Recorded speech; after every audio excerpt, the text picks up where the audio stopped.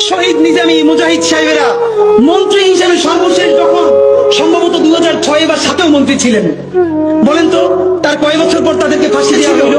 তাদের মন্ত্রণালয়ে একটা পয়সার দুর্নীতি বের করতে পারে নাই, তাদের সন্তানরা তাদের জানাজাটা পর্যন্ত করতে পারে নাই। প্রথম আলোর প্যারালাল কাছাকাছি একটা পত্রিকা কি আমরা দাঁড় করাইতে পারছি? হবে।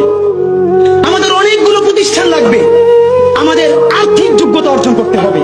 ইনসাফ যদি রাষ্ট্রে কায়েম হয়ে যায়, তাহলে 80% ইসলাম কি এমনিতেই কায়েম হয়ে যায়? বাংলাদেশের ইসলাম এবং মুসলমানকে বাঁচাইতে হইলে আমাদেরকে তুমুল যোগ্যতা অর্জন করতে হবে। এই চট্টগ্রামের সন্তান হাবিলদার রজমালির নাম কেউ বলে না, ইতিহাস থেকে নাই করে দিয়েছে। আপনারা তার নাম শুনেছেন? সিপাহী বিপ্লবে যদি দুইটা নাম থাকে, এর একটা মঙ্গল পান্ডে আর একটা হাবিলদার রজমালি, ইতিহাস পড়িও না, নতুন করে তৈরিও করি না, পাবলিকেশনও বানাই না, শুধু রাস্তা কাঁপাই দিলে হবে না ভাই। হাবিলদার রজমালি এই ব্রিটিশদের বিরুদ্ধে পার্বত্য অঞ্চলে যুদ্ধ করতে করতে পার্বত্য চট্টগ্রামের ঘোড়া নিয়ে ঢুকে গেছে।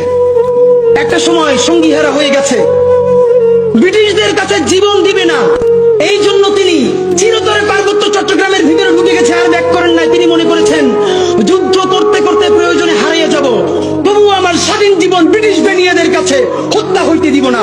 সেই হাবিলদার রজমালি